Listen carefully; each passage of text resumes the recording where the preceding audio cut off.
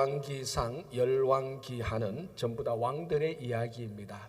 그래서 여러분들이 이스라엘의 왕 이야기를 알고 싶다 그러면 열왕기상, 열왕기하를 보면 되는데, 오늘은 열왕기하 2장을 보면서 특별히 왕 이야기가 아니고 두 선지자 이야기를 보려고 합니다. 엘리야와 그의 제자 엘리사가 함께 나타나서 엘리야의 마지막 성천하시는 그 내용을 같이 보도록 하겠습니다. 다시 한번 열왕기하 2장 1절 2절을 한 번 더 봉독해 드리겠습니다. 여호와께서 회오리 바람으로 엘리야를 하늘로 올리고자 하실 때에 엘리야가 엘리사와 더불어 길갈에서 나가더니 엘리야가 엘리사에게 이르되 청하건대 너는 여기 머물라.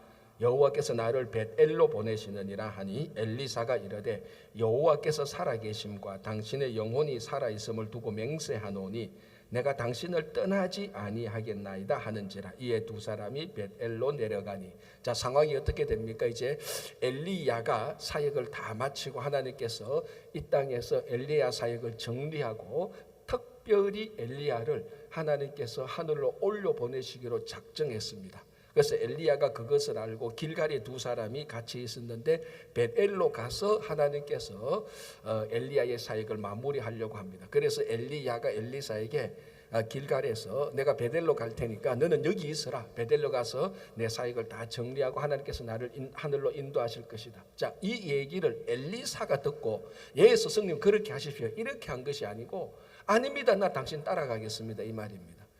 어떻게 보면 스승 엘리야의 말에 불순종하는 것 같기도 하지만 이게는 불순종의 문제가 아니고 끝까지 자기 스승 엘리야를 따라가겠다는 자기 결심과 결단을 보여주는 겁니다. 자, 오늘 또 이 본문을 보면은 뭐라고 말하는가 하면 여호와의 살아계심과 당신의 영혼이 살아있음을 두고 맹세한다. 자, 원래 맹세는 자기보다 높은 사람을 두고 맹세합니다. 엘리사에게 더 높은 사람 엘리야, 그리고 하나님의 이름을 두고 맹세한다. 이거는 하나님과 엘리야가 변하지 않는 한 이 맹세는 지킨다라는 겁니다. 그러면 하나님이 변합니까? 엘리야가 변할 겁니까? 아니지 않습니까? 그러면 이 맹세는 정확히 이루어질 거다. 맹세가 뭐냐? 나 당신 떠나지 않겠다. 나 당신 따라서 벳엘 가겠다는 겁니다. 자, 이런 일들이 오늘 2장 1절에서 쭉 보면은 세 번이나 똑같이 반복됩니다. 그래서 엘리야가 엘리사를 데리고, 아니 정확히 말하면 엘리사가 엘리야를 벳엘까지 따라갑니다. 자, 벳엘에서 또 똑같은 일이 반복합니다. 하나님께서 이 엘리야와 그 벳엘에 있는 엘리야와 엘리사를 이제는 엘리야를 데리고 여리고로 가려고 합니다.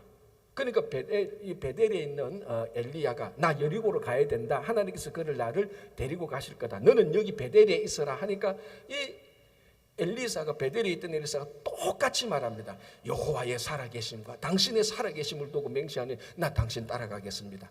그 여리고까지 또 가요. 여리고에서 한 번 더 말합니다. 요단을 건너가야 되겠다니까 똑같이 따라갑니다. 끝까지 철저하게 따라갑니다. 자, 이 지도를 보면은 엘리사가 엘리야를 길갈에서 요단까지 간 거리를 쭉 이 지도로 타면은 28마일 정도 됩니다. 뭐 어떻게 보면 우리가 운전해서 28마일 간단하죠. 그러나 이 시대에 28마일은 그렇게 짧은 거리가 아닙니다. 그런데 이 거리상의 거리도 문제이지만 이 스승이 결단을 하고 너 여기 머물러라 라고 말을 했지만 엘리사는 자기 맹세를 하고 선생님 스승 엘리야를 끝까지 따라갑니다. 이 철저함, 그러니까 결국은 엘리야가 이 땅에서 사라질 때까지 엘리사는 그 자리에 있는 겁니다. 마지막 순간 1초까지도 엘리사는 엘리야를 끝까지 철저하게 따라간 것입니다.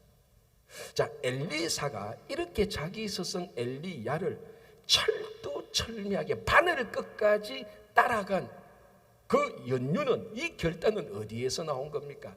이제 이게 처음 엘리사가 엘리야를 따라갈 때 그 내용을 좀 봐야 됩니다. 이게 열왕기상 19장에 나오는데요. 엘리야가 엘리사를 만나서 따라오라고 말을 합니다. 그때 엘리사가 뭘 하고 있었는가 하면은 그 밭에서 소 가지고 일하고 있었어요. 그래서 스승이 부르니까 보니까 이 엘리야거든요.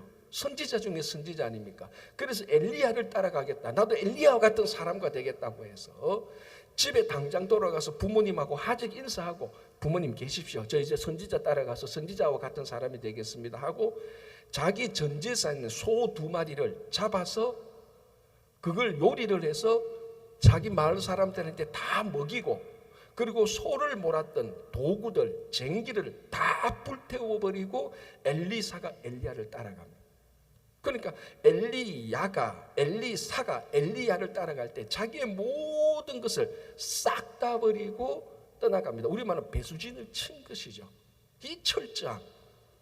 자, 이제 엘리사가 엘리야를 따라간 걸 보면은 우리 성경을 좀 아는 사람이면은 어떤 모습이 연상됩니까? 누구하고 누구 관계가 나타납니까? 예수님께서 갈릴리로 가다가 고기를 잡고 있던 갈릴리 4명의 어부들을 만납니다. 베드로와 안드레, 야고보, 요한. 그 4명의 어부들을 만나고 나를 따라오너라고 말합니다. 엘리야가 엘리사를 보고 따라오너라고 했던 것하고 똑같은 패턴입니다. 그러니까 이 베드로, 안드레, 야고보, 요한이 어떻게 따라갑니까? 간단하게 정리하면 배를 버려두고 어부가 배를 버려두고 그리고 거물도 버려두고 부친 그 가족관계도 버려두고 4명의 제자들이 예수님을 따라갔습니다. 같은 패턴이죠. 가족관계도 포기하고 직업도 포기하고 생계도 포기하고 이 4명의 제자들이 예수님을 따라갔습니다. 자, 이런 모습들은 우리 복음서를 보면 계속 보입니다. 자, 예수님이 또 가다가 세간에 앉아있는 그러니까 세리죠. 세간에 앉아있는 마태를 보고 따라오니라고 말을 하니까 그 세간에서 번듯한 직업을 가지고 있던 세리라는 이 직업을 가지고 있던 마태가 그 즉시로 그 직업을 포기하고 예수님을 따라갔단 말이에요. 자, 이런 것들은 많은데 또 한 가지 더 예를 들자면은 여리고에 갔는데 소경거지 바디메오가 있었지 않습니까? 디메오의 아들이 있었습니다. 예수님께서 그 소경거지에게 눈을 뜨게 해주셨습니다. 자, 그러니 이 소경거지가 예수님을 따라갑니다. 어떻게 따라갑니까? 겉옷을 버려두고. 자, 소경거지에게 겉옷은 자기의 모든 재산입니다. 자기 가진 것 다예요. 다 버려두고 예수님을 따라갔습니다. 자, 이제 이런 아주 레디컬하게 예수님을 따라간 사람들의 얘기를 들면 여기서 보면 이제 얼굴의 인상이 약간 좀 어두워지는 분들이 있습니다. 우리도 예수님을 따라가면 그렇게 해야 되나? 아니면은 애써 무시하는 사람, 아니 그건 예수님의 제자지, 난 그렇게 못 살아, 안 살아 하는 이런 사람들, 여기서 보면 이제 분위기가 좀 감지되는데, 그러나 우리가 복음서를 보면은 예수님을 만났던 사람들이 다 이렇게 레디컬하게 예수님을 따라갔던 것은 아닙니다. 자, 한번 예를 들어볼까요? 예수님께서 살아계실 때에 3명의 죽은 사람을 살리십니다.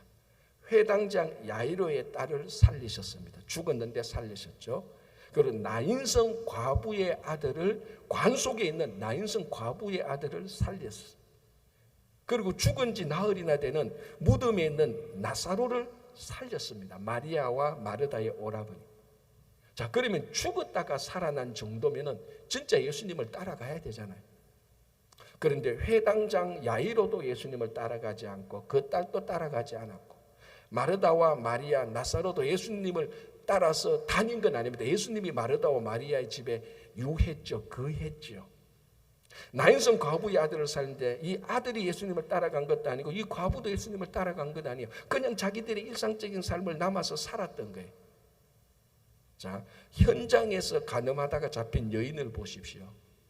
남자들이 현장에서 간음한 여인을 데리고 와서 예수님을 시험해서 말하지 않습니까? 이 여자는 현장에서 간음해서 모세 율법에 의하면 돌로 쳐서 죽여야 돼요.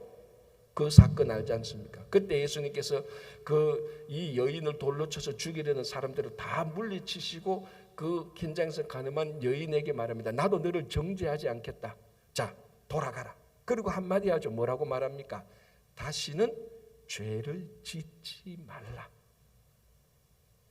하나 더 볼까요? 우리 삭개오 알지 않습니까? 여리고의 세리장, 우리 말하면 국세청장 정도 되죠.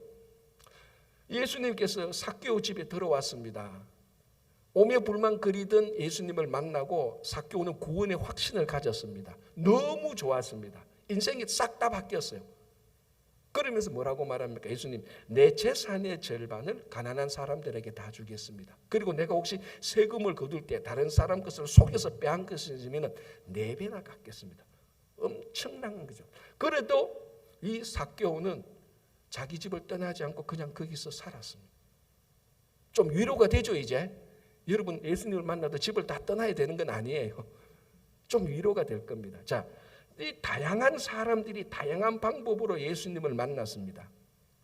공통점이 있는데 이 모든 사람들이 예수님을 만나고 난 다음에 더 나은 미래를 확보하게 됩니다. 더 나은 미래를 가지게 되는 겁니다. 자, 여기서 더 나은 미래라고 하니까 더 잘 살고 더 출세하고 더 권력을 쥐고 신분이 높아지고 그런 것을 말하는 것만은 아닙니다. 이건 세상적인 관점이지만 더 나은 미래를 가졌다는 것은 진짜 하나님 나라를 위해서 참된 의미를 가졌다는 겁니다. 살아가는 참된 의미와 삶의 가치와 목적을 발견한 것이죠. 누구든지 예수님을 만나면 더 나은, 더 좋은 미래를 확보하게 됩니다. 그러나 모든 사람들이 더 나은 미래를 확보했지만 실제로 더 나은 미래도 살아가는 것은 아니더라고요. 살아보니까, 목회를 해보니까. 자, 그러면 차이가 뭐냐? 예수님을 만났던 사람들은 어떤 공통점이 있느냐 하면 예수님을 만나고 더 나은 미래를 위해서 자기 삶에서 더 나은 미래를 향하여서 바꾸어야 될 것, 조정해야 될 것, 뺄 것, 제거해야 될 것, 움직여야 될 것을 다 조정했다는 것입니다. 이것이 모든 것의 공통점이었습니다. 엘리사가 엘리야를 만났습니다. 나도 엘리야와 같은 선지자가 될 수 있겠구나. 더 나은 미래를 꿈꾸었습니다. 더 나은 미래를 보입니다. 그래서 자기 삶을 조정합니다. 엘리사에게서 자기 삶을 조정해야 되는 것은 나 이제 더 이상 이 농가 밭에서 소를 몰면서 내가 엘리야와 같은 선지자를 된다. 그거 안 돼. 그러면 내가 농사 치워야 돼. 그래서 농사를 치우려면 소가 필요 없어. 그래서 소를 처분해서 백성들한테 줍니다. 소가 필요 없으니까 농기구나 다른 그 도구들이 필요 없죠. 다 불살라 버렸습니다. 그래서 엘리사는 엘리야와 같은 더 나은 미래, 더 의미 있는, 더 가치 있는 삶을 살기 위해서 현재의 삶을 조정했습니다. 그게 우리들한테 레디컬하게 보이죠. 그래서 소를 백성들한테 주고 부모님, 그러니까 엘리야를 따라가야 되니까. 그래서 부모님하고 인사를 하는 겁니다. 자, 이렇게 우리가 더 나은 미래를 위하여서는 반드시 오늘 이 현재의 상황에서 내가 조정해야 될 것을 조정해야 됩니다. 더 나은 미래를 꿈꾸면서 현재를 바꾸지 않는다? 절대로 더 나은 미래로 가지 못합니다. 그 사람은. 자, 여러분 한번 생각해 보세요. 20년 전하고 지금하고 똑같다. 왜 나는 이 모양이지? 그런 사람이 있을 겁니다. 미국 이민 올 때보다 더 나빠졌다. 왜 이 모양이지? 그러면은 20년 전에 더 나은 미래를 위해서 당신들이, 여러분들이 바꾼 게 있습니까? 아마 100% 없었을 겁니다. 하나도 바꾸지 않고 그냥 그대로 살아가니 그대로 살아온 게 20년 동안 똑같이 있었습니다. 자, 지금 오늘부터 10년, 20년 더 나은 미래를 위해서 우리들이 여러분 각자의 삶에 조정해야 되고 바꾸어야 될 것이 무엇인지 생각해 보십시오. 그게 어떤 사람들한테는 물질이 될 수 있을 겁니다. 내 물질 이렇게 사용해서는 더 나은 미래를 살아갈 수 없어. 물질 사용하는 거 조정해야 돼. 내 시간 사용하는 거 이거 조정해야 돼. 더 나은 미래를 위해서 내 이거 알코올 마시는 거 이거 끊어야 돼. 더 나은 미래를 위해서 혹시 마약 중독자가 있습니까? 마약 끊어야 돼요. 중독자가 중독 생활을 계속하면서 더 나은 미래를 꿈꾼다? 그건 거짓말이고 자기가 자기 자신을 속이는 겁니다. 그래서 어떤 사람들한테는 그게 인간관계가 될 수 있습니다. 저번에 어떤 영화를 보니까 이런 게 있더라고요. 아들이 마약 중독에 걸렸다가 어떻게 하다가 마약 중독에서 벗어났어요. 참 오랫동안 치유를 했어. 그래서 부모가 말합니다. 그 아들에게 참 자랑스럽다. 이제는 마약 없는 세상에서 살자. 이 아들이 너무 땡큐 마음이 이렇게 하고 살아가는데 이 부모가 자녀를 볼 때 만나는 친구들을 보니까 마약 딜리버리 하는 애들이야. 부모가 말합니다. 너 마약 없는 시대에 살고 싶지? 예. 그러면은 네 친구 관계 끊어. 그거 조정해야 돼. 네가 마약 딜리버리를 하는 그 친구들하고 사귀면서 마약 없는 세상에서 살겠다고? 그거 거짓말이야. 친구 관계를 끊어. 그런 내용을 봤습니다. 정확한 말이죠. 하나님께서 우리에게 주신 미래 하나님의 나라를 위해서 내가 살겠다고 결심을 한다면 지금 오늘 현재 삶 속에서 여러분 각자가 조정해야 될 게 다 있을 겁니다. 중독된 거 끊어야 되고요. 물질 잘못 쓰는 거요. 그거 하나님의 뜻대로 사용해야 되는 거예요. 인간관계요. 바꾸어야 돼요. 성질 더러운 거요. 고쳐야 돼요, 여러분. 그렇지 않습니까? 아니 성질은 안 바뀌어요. 천만에요. 그 성질 가지고 20년 동안 살아봤잖아요. 하나도 안 바뀌었잖아요. 또 똑같이 20년 동안 그래 살면 똑같이 사는 거예요. 그래서 미래를 더 나은 미래를 위해서 현재를 조정해야 됩니다. 그 미국의 유명한 미 해군 대장 윌리엄 맥라번이라는 사람이 이런 유명한 말을 했습니다. 당신이 세상을 바꾸고 싶거든 당신이 일어난 잠자리부터 정리하라 그랬어요. 저는 되게 그 말에 감동받았어요. 자, 미래를 바꾸고 이 세상을 바꾸고 싶다. 미래를 바꾸고 싶습니다. 뭐냐? 너가 아침에 일어나면 너의 가장 맞닥뜨리는 가장 맞닥뜨리는 현재 상황이 뭐냐? 흐트러진 잠자리 아닙니까? 그것부터 조정하라는 겁니다. 내 현재의 상황을 조정하지 않고는 더 나은 미래가 없습니다. 그래서 갈릴리의 어부들 4명은 예수님을 따라가기 위해서 현재를 조정하다 보니까 버려야 될 게 많았어요. 거물도 버려야 되고 배도 버려야 됐어요. 그리고 부모님하고도 그 관계도 끊고 예수님을 3년 동안 따라다녔던 겁니다. 자, 오늘 여기 계신 분들 더 나은 미래를 꿈꾸지 않은 더 나은 미래를 거절하는 사람은 아무도 없을 겁니다. 오늘보다 내일, 내일보다는 한 달, 한 달보다는 1년이 다 더 낫기를 원합니다. 영원히 변하지 않는 진리가 있습니다. 지금 여러분 현재 상황에서 조정할 거는 조정하셔야 돼요. 물질이든지 시간이든지 능력이든지 인간관계든지 알코올이든지 담배든지 마약이든지 무엇이든지 조정할 거 조정하셔야 더 나은 미래가 다가올 것입니다. 자, 11절을 한번 볼게요. 11절 이렇게 되어 있습니다. 두 사람이 길을 가며 누굽니까? 엘리야와 엘리사죠. 두 사람이 길을 가며 말하는 자 이게 어딘가 하면은 마지막까지 갔습니다. 요단을 건넜어요. 요단에서 두 사람이 길을 가며 말하는 갑자기 불수레와 불말이 내려와서 두 사람을 갈라놓습니다. 엘리야와 엘리사를 갈라놓고 해오리 바람이 올지만 엘리야를 하늘에 데리고 성천해 버렸어요. 자 여기서 이제 우리가 두 가지를 생각할 건데 첫 번째 생각할 건 뭐냐 하면은 아까 말씀드린 것처럼 엘리사는 엘리야를 철저하게 따라갔습니다. 얼만큼 따라갔습니까? 엘리야가 하늘로 올라갈 때 마지막 1초까지도 같이 있었어요. 그리고 어떻게 따라갔습니까? 멀리 따라갔습니까? 바싹 붙어가지고 하늘이 갈라놓을 때까지 같이 있었어요.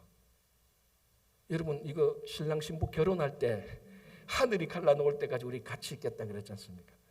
대부분은 다 거짓말들이라. 근데 엘리야와 엘리사는 하늘이 갈라놓을 때까지 엘리사는 진짜 따라갔어요.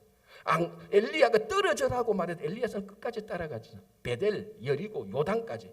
안 되니까 하늘에서 불말과 불소리가 와서 갈라놓고 해오리 바람으로 올라가니까 갈라진 거예요. 무슨 말인가 하면은 엘리사가 엘리야를 따라가는 것 끝까지 철두철미하게 틈이 없이 엘리야와 엘리사 사이 아무런 틈이 없이 세상이 끼일 틈이 없이 바싹 따라가는 것. 이게 엘리사가 엘리야에게 철저히 따라간 것. 자, 예수님께서 마르다와 마리아의 집에 들어갔습니다. 우리 잘 아는 내용 아닙니까? 그러니까 그 당시 원래 전통에 의하면은 손님을 지극히 대접해야 됩니다. 그래서 그 전통에서 마르다는 언니 마르다는 부엌에 가서 예수님이 오시니까 너무 좋아서 열심히 요리를 했습니다. 다 아는 내용 아닙니까? 근데 마리아는 보니까 낭창하게 예수님의 발 바로 밑에서 말씀만 듣고 있어요. 저 부엌에 있던 마르다가 화가 났잖아요. 원망과 불평이 생겨서 예수님에게 예수님 뭐합니까? 예수님 발 앞에 있는 마리아를 부엌으로 오게 해주세요. 내하고 같이 일을 도와주게 해주세요. 우리 다 알지 않습니까? 우리 거기서 몇 가지 내용들을 생각할 수 있지만 오늘 이 본문과 관련해서 한 가지를 생각해 보겠습니다. 자, 여러분들이 그 방 안을 문을 열고 들어간다 생각해 보시오. 세 사람이 보입니다. 예수님과 마르다와 마리아가 보입니다. 예수님과 마르다는 멀리 떨어져 있습니다. 예수님은 방에 있고 마르다는 부엌에 있습니다. 예수님과 마리아 사이에 틈이 있습니다. 그러나 예수님과 마리아 사이에는 틈이 없어요. 바로 발에 딱 붙어 있어요. 그러니까 이 틈 사이로, 예수님과 마리아의 이 틈 사이로 온갖 세상 것들이 다 끼어드는 거예요.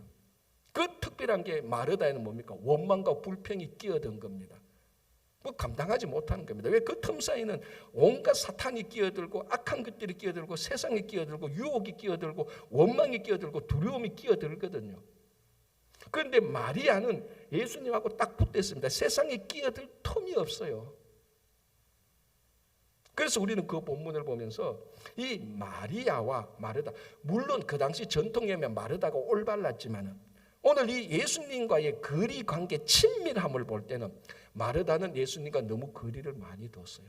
그러니까 원망과 불평이 들어가는 거예요. 여러분, 이게 스포츠를 가만히 보면요, 뭘 느끼는가 하면요, 운동장에서 열심히 뛰는 사람은 불만이 없어요. 불만할 게 어디 있습니까? 지금 빨리 해서 경기 이겨야 되는데 멀리 떨어져서 구경하는 사람이 온갖 불만 다 합니다. 패스를 그따위로 하면 어때 되나? 이거 패스해야 되지. 패스면 할 줄 몰라서 안 합니까? 안 되니까 안 하는 건데, 거리 떨어져서 온갖 축구 볼도 하나 못 차는 사람이 평가하는 거는 메시보다 더 잘해.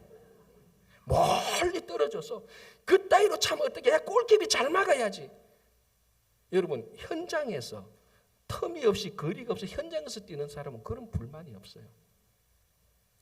교회 봉사, 신앙생활도 똑같더라고요. 열심히 봉사하고 섬기는 사람, 이걸 어떻게 잘할까? 이걸 이렇게 더 잘했으면 좋았는데, 그런 마음이 있지.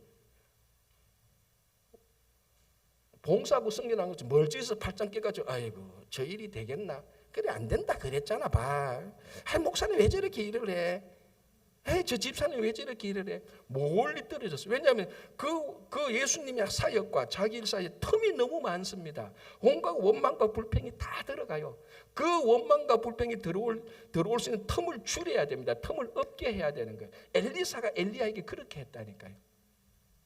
자, 여러분, 예수님께서 십자가에 달려 돌아가시기 위해서 사내들은 공회에 잡혀가서 대제사장이 집에 갔습니다. 제자들 다 도망갔고, 그래도 자칭 타칭 수제자라고 말하는 베드로가 따라갔죠. 그래도 어떻게 따라갔습니까? 우리 잘 알지 않습니까? 어떻게 해요? 멀찍이 따라갔습니다. 거리를 두고 따라갔습니다. 그 거리, 예수님과 이 베드로 사이의 거리, 그 사이에, 그 틈 사이에 두려움과 염려와 걱정이 다 끼어든 겁니다. 그러니까 대제사장집에 있는 여종 하나가 나와서, 이름도 없어요. 워낙 미천한 사람이기 때문에 여종 하나가 나와서 베드로에게 말합니다. 당신 또 저 집에 있는 저 예수라는 하고 같은 도당이 아니냐? 내가 너 봤는데? 하니까 베드로가 아니야 하니까 말투 들어보니까 맞네. 다 갈릴리에서 온 사람이네. 베드로가 아니야. 세 번 노 하다가 마지막에 저주까지 하지 않습니까? 왜 그렇습니까? 예수님과 베드로 사이에 거리가 너무 멀었어요. 그러니까 온갖 두려움이 다 들어오는 겁니다. 그 틈 사이에 들어오는 두려움은요, 사람이 감당하지 못합니다. 끝까지 세상이 끼어들지 못하도록, 예수님과 우리 사이에 세상이 끼어들지 못하도록, 사탄이 끼어들지 못하도록, 유혹거리가 끼어들지 못하도록 주님을 따라가는 것, 그게 엘리사가 엘리야를 따라간 것입니다. 오죽했으면 하늘이 갈라나왔겠습니까? 오죽했으면. 여러분, 지금 예수님하고 따라가는데 얼마만큼 따라갑니까? 왜 불만이 있고 왜 원망이 있습니까? 왜 걱정이 있습니까? 그 틈 사이에서 생기는 것 때문에 다 일어나는 겁니다. 라바이라고 말하죠. 여러분, 랍비의 가장 좋은 제자, 수석 제자, 수제자가 어떤 사람인 줄 압니까?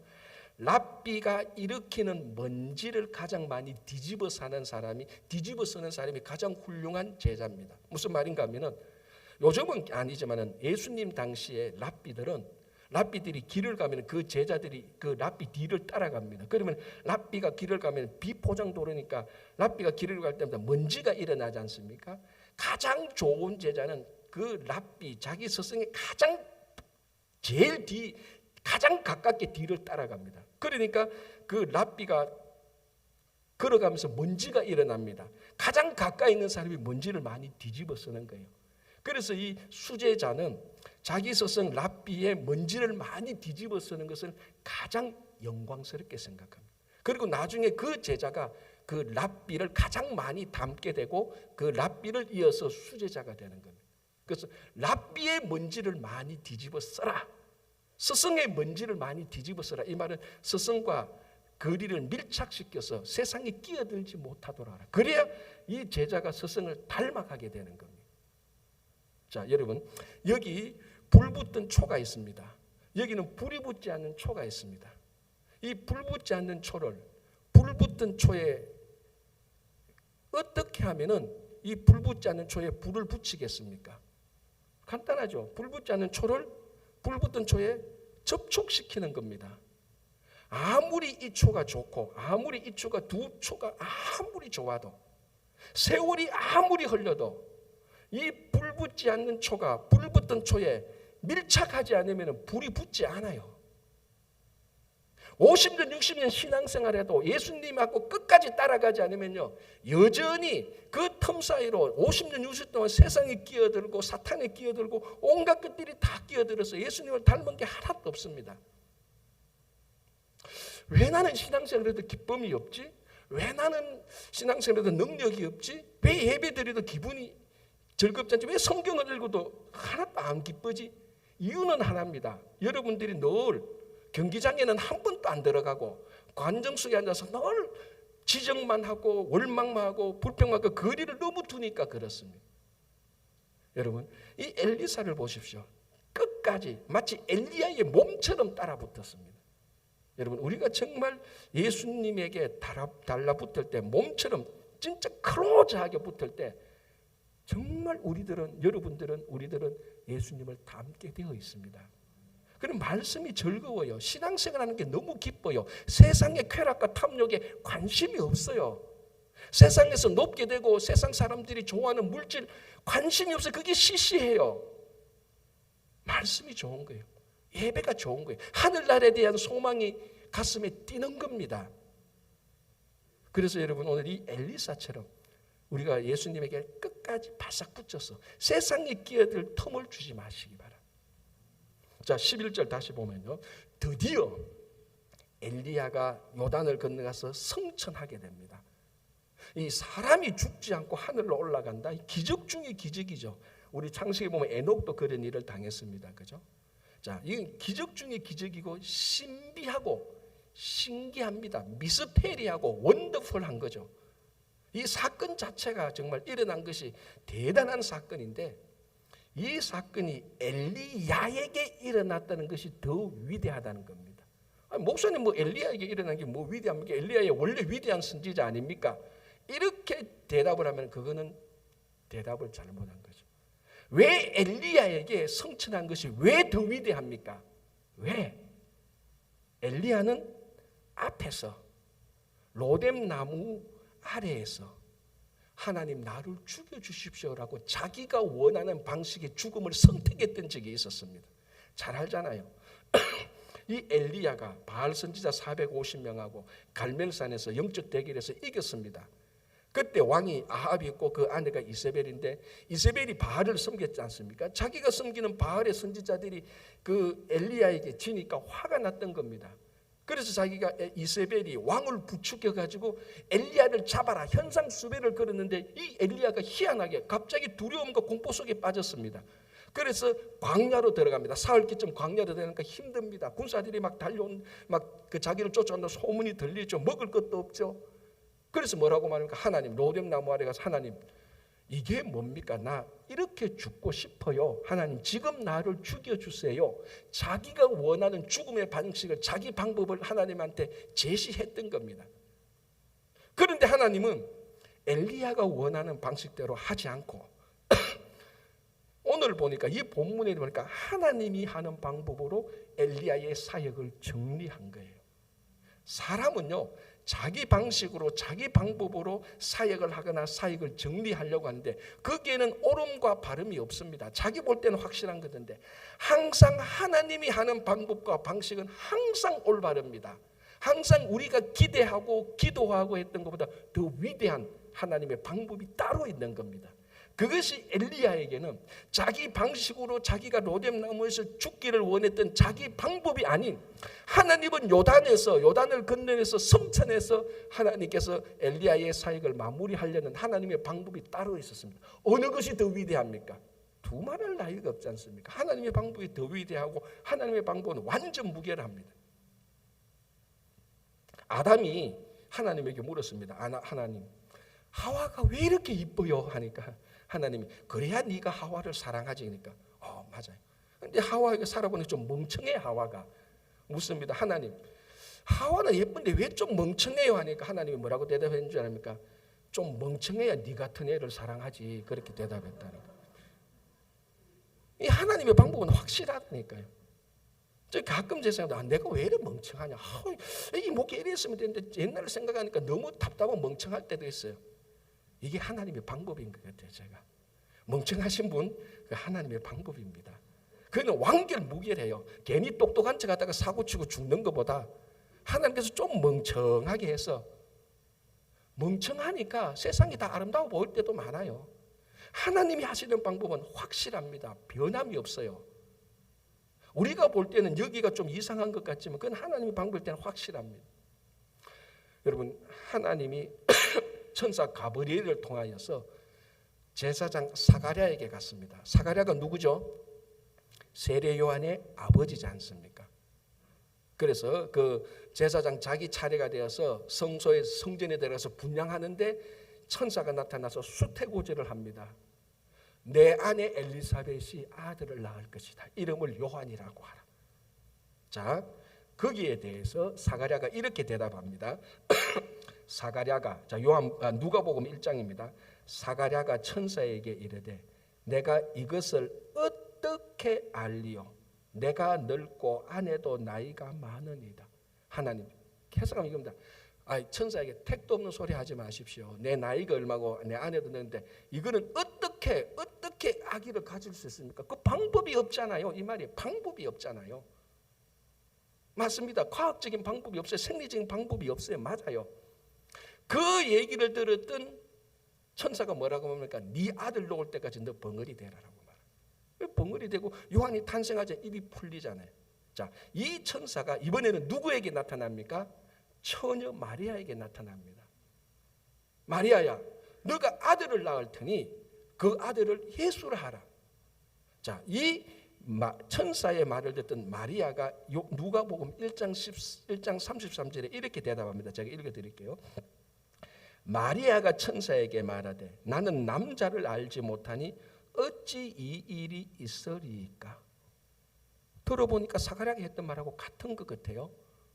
그런데 자세히 보고 그 다음 말 보면은, 자, 그 다음에 이제 이렇게 나옵니다. 그러니까 천사가 말합니다. 어떻게 이런 일이 된다고? 성령이 너에게 임하시고 성령께서 너를 덮으리니 네가 아들을 낳을 것이라고 말을 하니까 이 마리아가 하나님의 말씀은 능하심이 없는 것이 없다. 하나님의 말씀은 모든 것을 할 수 있습니다라고 대답을 합니다. 자, 이 대답을 볼 때 여기서 마리아가 나는 남자를 알지 못하는데 어찌 이 일이 됩니까? 이 말은 사가랴가 내 아내가 늙었고 나도 늙었으니 그게는 방법이 없소라고 말했던 거하고 다른 거예요. 마리아는 천사가 말을 할 때 이 일이 내게는 이루어지는데 어떤 방법이지요? 방법을 물은 겁니다. 뭘 말합니까? 뭘 알 수 있습니까? 방법을 믿었습니까? 안 믿었습니까? 믿은 거예요. 믿은 거예요. 마리아는 자기가 비록 처녀였지만 하나님께서 말씀하시는 자기가 잉태될 것이라는 것을 믿었습니다. 뭘 질문합니까? 어떤 방식으로 할 것이죠? 하니까 천사가 말합니다. 성령께서 하실 거야. 하나님의 말씀을 믿습니다라고 합니다. 사가랴는 방식 자체, 하나님의 방법 자체를 믿지 않았어요. 하나님 여기는 방법이 없어요. 마리아는 말입니다. 방법은 있는데, 방법은 맞는데 어떤 방법일까요? 물은 겁니다. 완전히 차이가 납니다. 자, 제가 여러분들의 솔직하게 고백하고 늘 회개하는데요. 제가 목회를 하면서 가장 많이 하나님께 회개한 게 이겁니다. 왜 목회를 하면서 살아오면서 방법을 이게 어떻게 일을 할 수 있을까? 이건 안 돼요. 이게 어떻게 될 수가 없잖아. 그 방법을 내가 하려고 했던 것입니다. 여러분, 방법은 우리의 소관이 아니에요. 전부 다 하나님의 소관입니다. 하나님께서 어떤 수를 쓰더라도 방법은 만들어 갑니다. 하나님이. 우리가 할 것은 방법을 안 믿는 것이 아니고, 그 방법은 내가 어떻게 하려는 것이 아니고, 그 방법은 우리 삶의 사역의 모든 방법은 100% 다 하나님의 소관이에요. 그걸 내가 끼어들어 가지고 이 방법 저 방법 하는 거 다 실패입니다. 그래서 내가 이 방법 저 방법 하려고 보니까 불가능해 보여요. 그래서 안 하는 거예요. 우리가 해야 될 것은 방법을 의심하는 것이 아니고, 이 하나님께서 주신 비전의 그 일을 하는 겁니다. 방법은 무엇이냐고 물으면 하나님께서 방법이 하시겠지. 마리아가 그 말입니다. 너 처녀인데 아기를 가질 것이라. 예, 믿습니다. 그런데 하나 질문해도 될까요? 무슨 방법을 쓸 거죠? 하니까 성령께서 하실 것이다. 사가랴는 아예 안 돼요, 방법이 없어요 라고 말했어요. 사가랴는 방법이 없어요 라고 말했는데, 마리아는 방법은 믿습니다. 어떤 방법? 근본적으로 다른 겁니다. 우리가 사역을 살아갈 때 하나님 방법이 없습니다.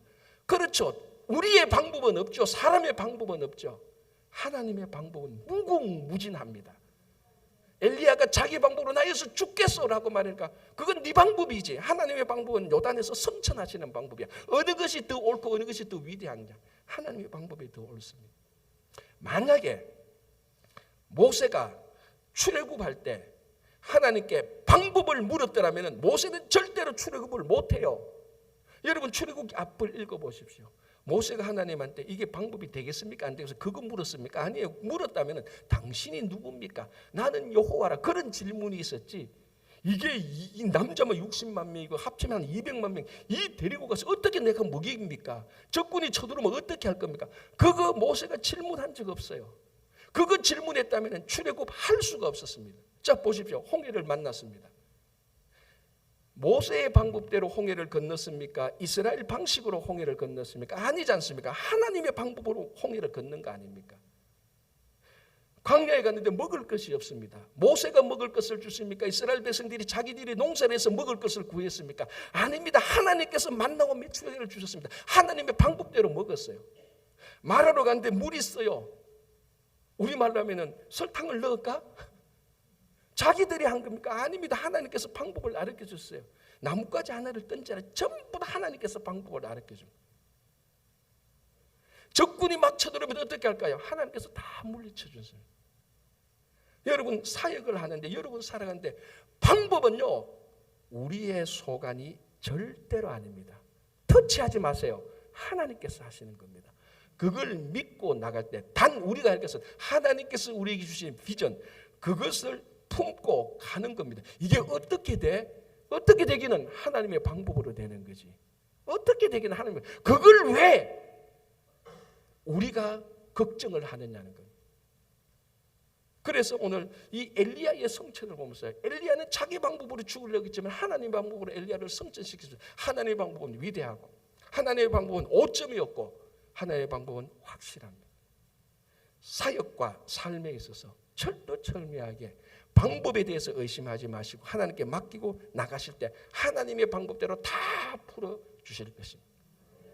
여러분, 하나님께서 우리에게 분명히 더 나은 미래를 주십니다. 약속하셨습니다. 우리 다 그렇게 살고 있습니다. 우리가 해야 될 게 안 했습니다. 지금 내일부터 아침에 일어나면 잠자리부터 정리하십시오. 더러운 성질부터 좀 고치시라고요. 거짓말하는 것부터 하지 마세요. 그렇잖아요. 그거 계속 거짓말하고 계속 엉뚱한 소리하고 하면서 어떻게 더 나은 미래를 가지겠습니까? 큰 거 고칠 필요 없어요. 지금 당장 있는 것부터 고치시기 바랍니다.